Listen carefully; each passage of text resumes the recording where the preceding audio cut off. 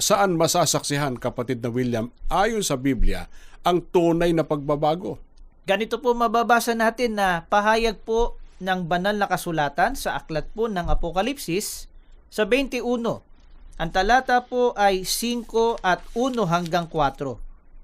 At yaong nakaluklok sa luklukan ay nagsabi, "Narito, ginagawa kong bago ang lahat ng mga bagay."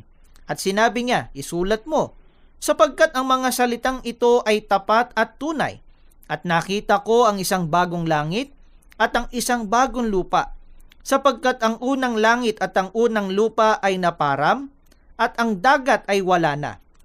At nakita ko ang bayang banal, ang bagong Jerusalem, na nananaog mula sa langit puhat sa Diyos, na nahahandang gaya ng isang babaeng kasintahan na nagagayakang talaga sa kanyang asawa.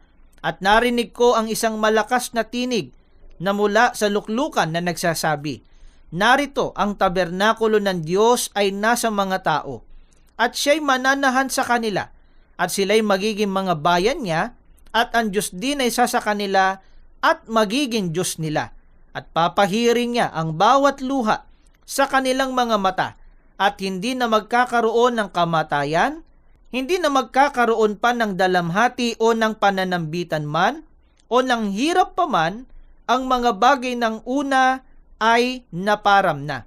Ayon po sa mga talatang ating binasa, masasaksihan po ang tunay na pagbabago sa lahat ng bagay doon po sa bagong langit at bagong lupa na inihanda po ng ating Panginoon Diyos. Yan din ang tinatawag po ng Biblia na bayang banal. Opo. Kaya wala po sa mundong ito ang tunay na pagbabago. Mhm. Nababago lang po ang petsa, nababago lang po ang taon.